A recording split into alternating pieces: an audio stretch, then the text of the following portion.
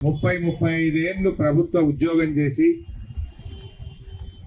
35 ఏళ్ళు కష్టపడి పనిచేసి ఇవాళ రోడ్ల మీద కూర్చోవాల్సినటువంటి పరిస్థితి రావడం నిజంగా చాలా దురదృష్టకరం.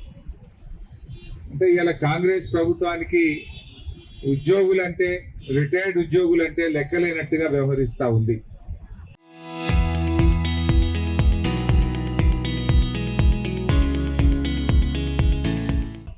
ఆ రోజు ఎన్నికల ముందేమో చాలా హామీలు ఇచ్చారు. మేము అధికారంలో రాగానే వెంటనే పిఆర్సీని మేము నివేదిక తీసుకుంటాం, పిఆర్సీ అమలు చేస్తామని చెప్పారు. అంతేకాదు పెండింగ్ డిఏలన్నీ క్లియర్ చేస్తామని చెప్పారు. కానీ ఈరోజు పరిస్థితి ఏంటంటే డిఏలు వచ్చింది లేదు, పిఆర్సీ అమలైంది లేదు. కనీసం రిటైర్డ్ ఉద్యోగులకు వాళ్ళు దాచుకున్న డబ్బులు, వాళ్ళ డబ్బులు వాళ్ళకి ఇవ్వడానికి కూడా ఈ ప్రభుత్వానికి ఇవాళ మనసు రావడం లేదు. రేవంత్ రెడ్డి ఎట్లా తయారైపోయిందంటే ఏ రోటికాడ ఆ పాట పాడతాడు. ఇష్టం ఉంటే ఒక తీరు, ఇష్టం లేకపోతే ఇంకో తీరు ఆయన తీరు. ఇప్పుడు ఆయన మాట్లాడేది ఏంటి? రిటైర్డ్ ఉద్యోగులు అయ్యా మహాప్రభు, ఈ భారతదేశంలో ఏ రాష్ట్రంలో కూడా 10,000 బకాయిలు పడ్డ రాష్ట్రం లేదు. రిటైర్డ్ ఉద్యోగులను ఇంత గోసబెట్టిన రాష్ట్రం ఒక్క నీ రేవంత్ రెడ్డి ప్రభుత్వమే అంటే నన్ను కోసుక తింటారా, పైసలు లేవు అని మాట్లాడతాడు. పైసలు లేక కాదు, రేవంత్ రెడ్డికి మనసు లేక సమస్య వచ్చింది. ఎందుకు ఈ మాట నేను అంటున్నా అంటే ఆధారాలతో సహా చెప్తున్నా. ఇవాళ రేవంత్ రెడ్డి ముఖ్యమంత్రి అయిన తర్వాత 96,000 కోట్ల రూపాయలకు కొత్త టెండర్లు పిలిచాడు. 96,000 కోట్ల పనులు ఈ రాష్ట్రంలో జరుగుతూ ఉన్నాయి. అవి ఇంటిగ్రేటెడ్ స్కూళ్ళు కావచ్చు, ఫ్లైఓవర్లు కావచ్చు, ఇరిగేషన్ డిపార్ట్మెంట్ లో లిఫ్ట్ ఇరిగేషన్ స్కీములు కావచ్చు, రోడ్లు కావచ్చు. ఇట్లా 96,000 కోట్ల రూపాయల కాంట్రాక్టులకు కొత్తగా టెండర్లు పిలిచాడు. నంబర్ 1. 30,000 కోట్ల రూపాయలు బడా కాంట్రాక్టర్లకు బిల్లులు చెల్లించాడు. దానికి డబ్బులు ఉన్నాయి. నిన్న మూసి ప్రజెంటేషన్ ఇచ్చిండు. 10,017 ఇండ్లు కూలగొడతా అంటుండు. 10,017 ఇండ్లు కూలగొడితే ఇంటికి ₹1,00,00,000 వేసినా 10,000 కోట్ల రూపాయల ఇండ్లకు కావాలి. 3,300 ఎకరాలు భూమి సేకరిస్తా అంటుండు. ఆడ 50 లక్షల కోట్ల రూపాయలు, 50 కోట్లకు ఎకరం ఉంటుంది. అంటే ఆ భూములకే 50,000 కోట్లు కావాలి. అంటే భూములు సేకరించడానికి 50,000 కోట్లు ఉంటాయి. 10,000 ఇండ్లు కూలగొట్టడానికి 10,000 కోట్లు ఉంటాయి. మూసి సుందరీకరణకు 1,50,000 కోట్లు ఖర్చు పెడతా అంటున్నావు. మరి 1,50,000 కోట్లు మూసి సుందరీకరణ ఖర్చు పెట్టడానికి నీ దగ్గర డబ్బులు ఉంటాయి. మా రిటైర్డ్ ఉద్యోగులకు వాళ్ళ డబ్బులు వాళ్ళకి ఇచ్చేయడానికి నీకు డబ్బులు లేవా? అంటే డబ్బులు లేక కాదు, నీకు మనసు లేక. 30,000 కోట్లు బడా కాంట్రాక్టులకు బిల్లులకు డబ్బులు ఉన్నాయి. 96,000 కోట్లతో కొత్త టెండర్లకు డబ్బులు ఉన్నాయి. 1,50,00,000 కోట్లతో మూసి సుందరీకరణకు డబ్బులు ఉన్నాయి. అందాల పోటీలు పెట్టడానికి 100 కోట్లు ఉంటాయి నీ దగ్గర. నీ ఫుట్బాల్ షోకుల కోసం 100 కోట్ల రూపాయలు ఖర్చు పెడతావు. నీ క్యాంప్ ఆఫీస్ కోసం 100 కోట్ల రూపాయలు ఖర్చు పెడతావు.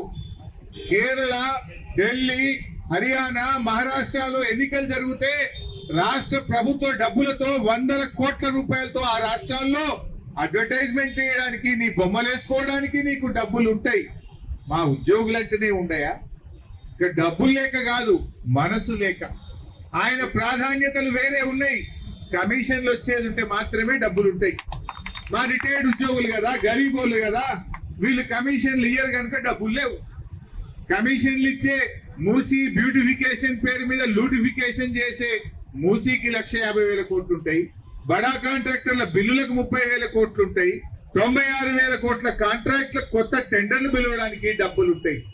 నీకు కేవలం రైతులకు డబ్బులు ఉంటాయి, రిటైర్డ్ ఉద్యోగులంటేనే డబ్బులు లేనటువంటి పరిస్థితి. ఆయన బట్టి విక్రమార్క మాట్లాడితే అన్ని అబద్ధాలే. నేను నెలకు 700 కోట్లు ఇస్తా అంటాడు. ఒక్క నెల కూడా వచ్చింది లేదు. ఎప్పుడు 700 ఇచ్చుడు 200-300 ఉన్నది. అంతా మోసమే తప్ప ఎక్కడ ఆయన మాటల్లో నిజాయితీ ఉన్నటువంటి పరిస్థితి లేదు. ఇలా రాష్ట్ర ప్రభుత్వం కేవలం ఉద్యోగులను ఒక చిన్న చూపు చూస్తూ ఇలా ఎంత బాధపడుతున్నారు పాపం. ఎన్ని ప్రాణాలు పోతా ఉన్నాయి. ఇప్పుడు రిటైర్ అయిన తర్వాత పిల్లల పెళ్లిళ్ళ కోసమో, వైద్యం కోసమో, ఆ రిటైర్ అయినాక శేష జీవితం అన్న కొంత మనమలు మనమదానులతో సంతోషంగా ఉండాలనుకుంటారు. ఇవాళ కంటి మీద నిద్ర లేకుండా చేసిండు. ఇవాళ ఎన్ని ప్రాణాలు పోయినాయి అంటే దాదాపు రాష్ట్రంలో 60-70 రిటైర్డ్ ఉద్యోగులు పెన్షన్ బెనిఫిట్లు రాక మనోవేదనతో వైద్యం అందక ఇవాళ 60-70 మంది రిటైర్డ్ ఉద్యోగుల ప్రాణాన్ని పొట్టన పెట్టుకున్నాడు రేవంత్ రెడ్డి. 60-70 మంది చావుకు కారణం రేవంత్ రెడ్డి ప్రభుత్వం. ఇలా మైసయ్య అనే ఒక ఎస్ఐ ఖమ్మం జిల్లాలో ఆయన పాపం వైద్యం అందక ఆసుపత్రిలో ప్రాణాలు విడిచిండు మైసయ్య. 30 లక్షలైనవి, అప్పు హుట్టట్లే, వైద్యానికి డబ్బులు లేవు, రిటైర్మెంట్ డబ్బులు రాక మైసయ్య చనిపోయినటువంటి పరిస్థితి. మొన్న హన్మకొండలో స్టేషన్ గన్పూర్ ఎస్ఐ శ్రీనివాస్ పాపం వైద్యం అందక ఆసుపత్రిలో ట్రీట్మెంట్ అందక ఆయన తన బాధను సోషల్ మీడియాలో వెళ్ళబుచ్చుకున్నటువంటి పరిస్థితి మనం చూసాం. అట్లే కొండయ్య టీచర్ గారు, రేవంత్ రెడ్డి గారి సొంత ప్రాంతం, ఆ రిటైర్డ్ ఉద్యోగి కొండయ్య సావు బతుకుల్లో మంచం మీద ఉండి నా దాచుకున్న డబ్బులు, నా పెన్షన్ బెనిఫిట్లు దయచేసి అందియండి అని చెప్పి ఉపాధ్యాయుడు కొండయ్య మొరబెట్టుకున్నటువంటి బాధలు మనం చూసాం. అదే విధంగా బాలకిషన్ సిఐ గారు పాపం ఆయన రిటైర్మెంట్ బెనిఫిట్ రాక బిడ్డను అల్లుడు విడిచిపెడితే ఆ మనోవేదనతో గుండెపోటు వచ్చి బాలకిషన్ సిఐ గారు వరంగల్లో చనిపోయిన పరిస్థితి మనం చూసాం. ఇంకా ఎన్ని ప్రాణాలు పోవాలి? ఇంకెన్ని ప్రాణాలు పోతే రేవంత్ రెడ్డి గారికి సోయ వస్తుంది? రేవంత్ రెడ్డి గారికి ఇంకా ఆయన ఎప్పుడు కళ్ళు తెరుస్తాడో అర్థమైతలేదు. అయితే ఇక్కడ ఒక విషయం చెప్పాలి మీకు. తెలంగాణ వచ్చిన తర్వాత మరి బీఆర్ఎస్ ప్రభుత్వం ఉన్నప్పుడు 92,582 మంది ఉద్యోగులు రిటైర్ అయ్యారు. 92,582 మంది 9.5 ఏళ్ల బీఆర్ఎస్ కాలంలో రిటైర్ అయ్యారు. చాలా మందికి రిటైర్ అయిన రోజే ఇచ్చాం, తప్పక నెల లోపల అందరికీ డబ్బులు ఇచ్చాం. అంటే ఆ రోజు కేసీఆర్ గారు ఇవ్వగలిగినప్పుడు నువ్వెందుకు ఇస్తలేవు? అంటే నీకు మనసు లేదు, నీ ప్రాధాన్యతలు వేరున్నాయి. 2014-15లో 14,698 మంది రిటైర్ అయింది. 15-16లో 17,255. అదే విధంగా 17-18లో 18,591. 18-19లో 13,651. 19-20లో 7,414. 20-21లో 8,344. 21-22లో 9,337. ఇట్లా ప్రతి సంవత్సరం కలిపి 92,582 మంది ఉద్యోగులు బీఆర్ఎస్ పాలనలో రిటైర్ అయింది. రిటైర్డ్ ఉద్యోగులకు రావాల్సిన బకాయిలు ఎప్పటికప్పుడే ఆనాడు బీఆర్ఎస్ ప్రభుత్వం చెల్లించింది. ఇవాళ రేవంత్ రెడ్డి చెల్లించకపోవడానికి కమిషన్లు రావు కనుకనే ఇవాళ ఆయన రిటైర్డ్ ఉద్యోగులకు బెనిఫిట్లు ఇవ్వకుండా ఇవాళ ఇబ్బంది పెట్టినటువంటి పరిస్థితి మనందరం కూడా చూస్తా ఉన్నాం. ముఖ్యంగా ఈ ప్రభుత్వం ఎంత దుర్మార్గంగా ఉందంటే పిఆర్సీ కమిషన్ రిపోర్ట్ అయితే వస్తలేదు, దాన్ని అడగకుండానే ఎక్స్టెన్షన్ ఇస్తున్నారు. ఈ రిపోర్ట్ వస్తే పైసలు ఇవ్వాల్సి వస్తుందని, జీతాలు పెంచవలసి వస్తుందని పిఆర్సీ కమిషన్ కు ఆటోమేటిక్ ఎక్స్టెన్షన్లు ఇస్తా ఉన్నారు. అదే విద్యా కమిషన్ రిపోర్ట్ వచ్చింది, అదెంత గొప్ప రిపోర్ట్ అంటే టీచర్లకు జీతాలు ఎక్కువ ఉన్నాయి, తక్కువ చేయమంటుంది. నీ పని విద్యా కమిషన్ రిపోర్టా, జీతాల రిపోర్టా? జీతాలకు రిపోర్ట్ ఇవ్వాల్సి ఉంటే నువ్వు అది పిఆర్సీ ఇస్తుంది, విద్యా కమిషన్ ఎందుకు ఇవ్వాలి? అంటే ఉపాధ్యాయులను తక్కువ చేసి చూపే విధంగా, ఉపాధ్యాయుల యొక్క గౌరవాన్ని తగ్గించే విధంగా ఇవాళ విద్యా కమిషన్ రిపోర్ట్ ఇచ్చింది. అది విద్యా కమిషన్ రిపోర్ట్ కాదు, రేవంత్ రెడ్డి రిపోర్ట్. రేవంత్ రెడ్డి ఆలోచనలకు అనుగుణంగా ఆయన రిపోర్ట్ ఇచ్చినటువంటి పరిస్థితి ఉంది.